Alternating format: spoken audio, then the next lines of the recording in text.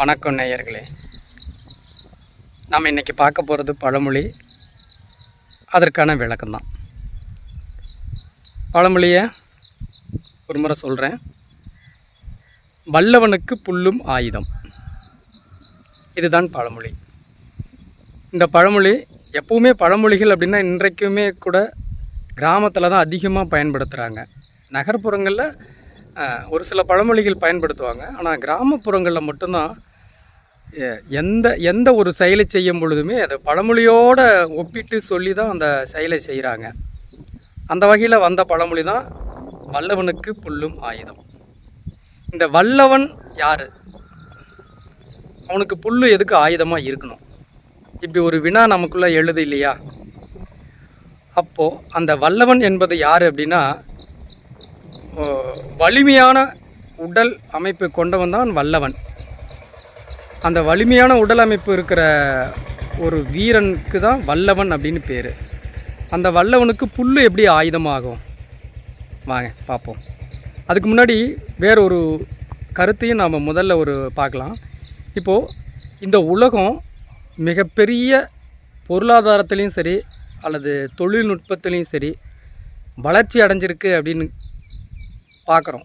அது எந்த வகையில், எதன் அடிப்படையில் வளர்ச்சி அடைஞ்சிருக்கு அப்படின்னு சொன்னால், கற்காலம் தொடங்கி இன்று வரைக்கும் இந்த மனித இனம் தன்னுடைய வாழ்வியலுக்கு தேவையான பொருளை தேடும் பொழுது அதை உருவாக்குவதற்காகவே புதிய புதிய கருவிகளை கண்டுபிடிக்க ஆரம்பித்தான். ஒரு தேவை ஏற்படும் பொழுது தான் அந்த தேவைக்கான ஒரு பொருள் வேணும் அப்படிங்கும் பொழுது அதுக்காக அவன் ஒரு கருவியை கண்டுபிடிக்க ஆரம்பித்தான். அப்படி தான் ஆரம்ப காலத்திலேருந்து இப்போ வரைக்கும் நாம் சொல்லிகிட்ருக்கிற சக்கரம் இந்த உலகத்தை எவ்வளவோ மாற்றிருக்குங்க.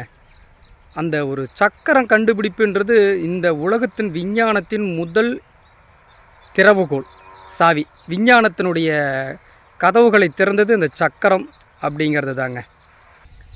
அந்த விஞ்ஞானத்தின் திறவுகோல் சக்கரம் அப்படின்னு நம்ம சொல்கிறோம் பார்த்தீங்களா?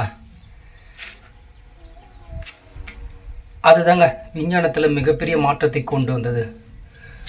அதுக்கும் இந்த பழமொழிக்கும் என்ன தொடர்பு இருக்குது அப்படின்னு பார்க்குறீங்களா? இருக்குங்க. அதுதான் இன்றைக்கி நாம் பார்க்குற இந்த விளக்கம். இந்த பழமொழியை நாம் மகாபாரதத்திலிருந்து ஒரு விளக்கத்தை சொல்லலாங்க. எப்படி அப்படின்னா,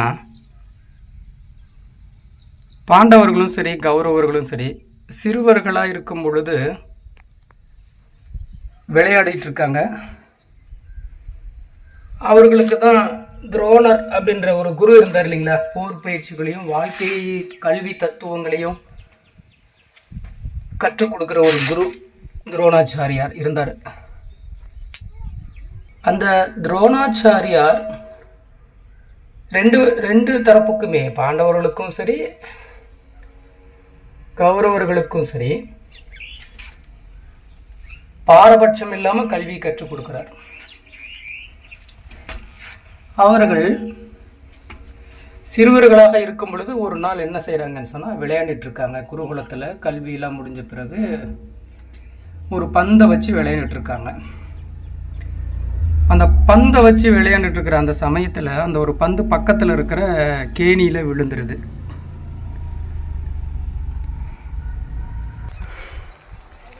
அந்த கேணியில் விழுந்த அந்த பந்தை எடுக்கிறதுக்கு பாண்டவர்களும் சரி கௌரவர்களும்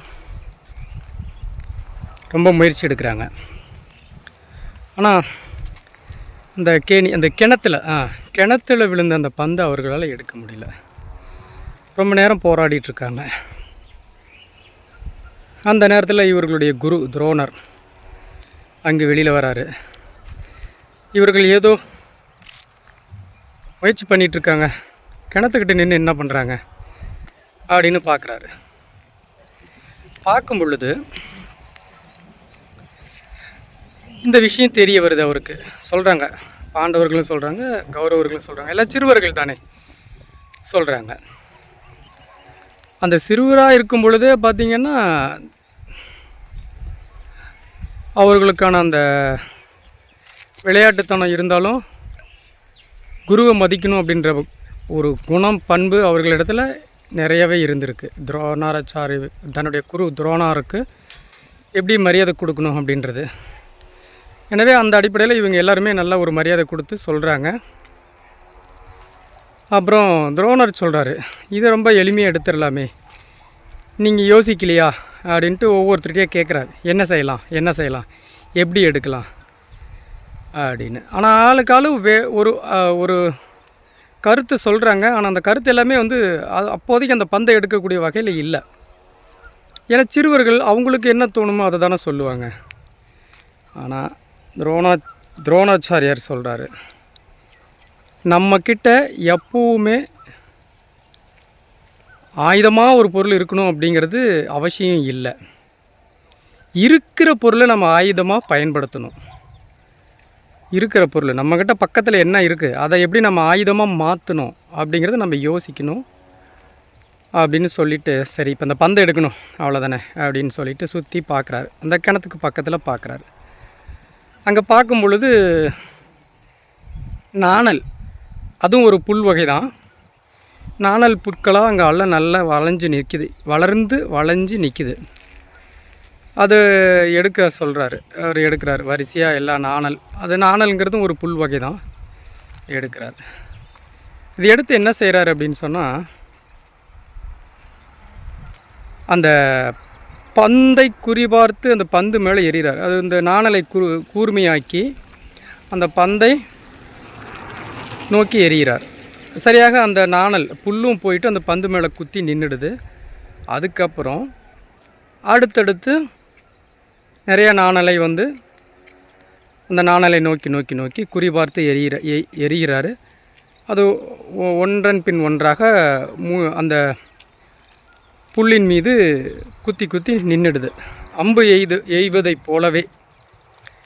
இறுதி கணத்துக்கு மேல் பகுதி வர வரைக்கும் அந்த மாதிரி செஞ்சுட்டாரு.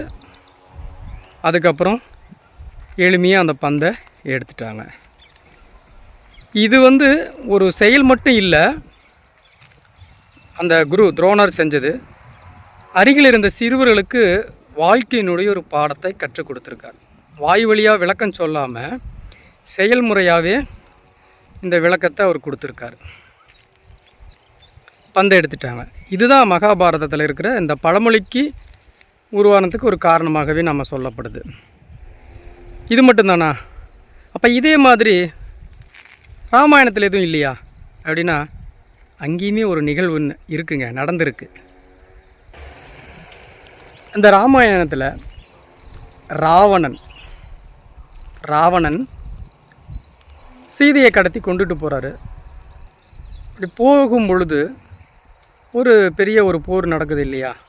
எதிர்த்தவங்க ஜடாயுன்னு சொல்லுவாங்க அந்த ராமாயணத்தில் ஒரு எல்லாமே. அதன் பிறகு தன்னை தாக்க வந்த ராமனுடைய படைகளை எதிர்த்து போர் செய்கிறார் ராவணன். சில நேரங்களில் வந்து அதான் சொன்னபடி ஆயுதங்கள் இல்லாமல் இருப்பாங்க. ஆனால் ராவணன் மட்டும் தன்னிடம் இருக்கின்ற பொருள்களையே ஆயுதமாக மாற்றக்கூடியவன். ராவணனுக்கு நிறையா வரலாறு சொல்லப்படும் இல்லையா? இசை வல்லுனர், போர் பயிற்சி எல்லா கலைகளையும் கற்றவர், இது சிவபக்தர், இப்படி சொல்லப்படுவாங்க. அப்படிப்பட்ட ராவணன் போர் செய்கிறதுக்காக திடீரென புற்களை தாங்க ஆயுதமாக பயன்படுத்தியிருக்காரு. அந்த நாணல் புற்களை வந்து ஆயுதமாக, அதை வந்து அம்பாக உருவாக்கி தன்னை தாக்க வந்த ராவணனின் படைகளை வீழ்த்தி, அந்த பொருள் அந்த தன்னை தாக்க வந்தவர்களை அத்தனை பேரையும் வீழ்த்திடுறார் ராவணன். இது ராமாயணத்தில் சொல்லப்படுகிற நிகழ்வு.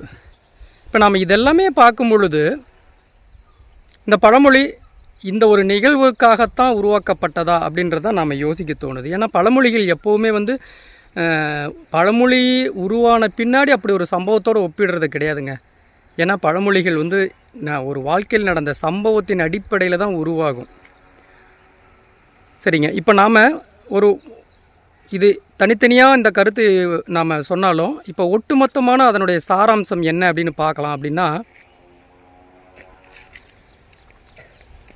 பொதுவாகவே மனிதன் தன்னுடைய திறமையை நம்பணும். தன்னுடைய வாழ்க்கையில் முன்னேறணும் அப்படின்னு சொன்னால் தன்னுடைய திறமையை நம்பணும். திறமையை உருவாக்கி தன்னை ஒரு வலிமை மிக்கவனாகவும் ஒரு திறமையானவனாகவும் உருவான பிறகு எந்த சூழ்நிலையிலையும் யார்கிட்டையும் தோற்றக்கூடாது, தோல்வி அடையக்கூடாது அப்படின்னு ஒரு வீரன் நினைப்பான். அப்படி ஒரு சூழல் வரும்பொழுது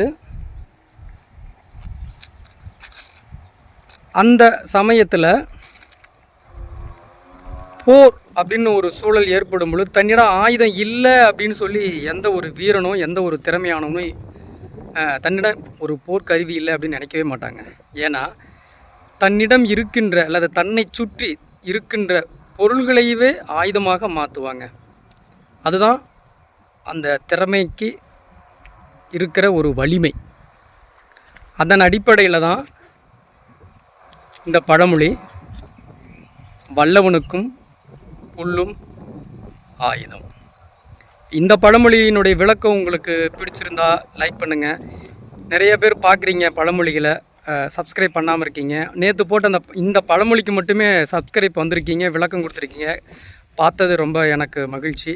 அதே போல் நேற்று போட்ட அந்த பழமொழியினுடைய விளக்கம் இன்றைக்கி நான் போட்டிருக்கேன். இந்த விளக்கத்துக்கும் உங்களுடைய கருத்துக்களை மறக்காமல் பதிவு செய்யுங்க. இது வரைக்குமே நம்ம சேனலை சப்ஸ்கிரைப் பண்ணாமல் இருக்கீங்க அப்படின்னா மறக்காமல் சப்ஸ்கிரைப் பண்ணிவிடுங்க. உங்களுடைய நண்பர்களுக்கும் அல்லது உங்களுடைய வாட்ஸ்அப் குரூப்புகளுக்கும் இந்த பதிவை பகிர்ந்து அவர்களையும் நம்மளுடைய போர்க்களம் யூடியூப் சேனலை சப்ஸ்கிரைப் பண்ண சொல்லுங்கள். மீண்டும் அடுத்த ஒரு பதிவில் சந்திப்போம்.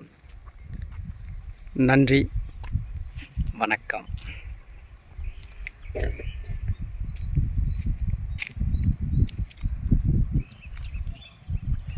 இந்த பறவைகளின் ஒலிகளோடு இதை பதிவு செய்யணும்னு ஆசைப்பட்டுங்க.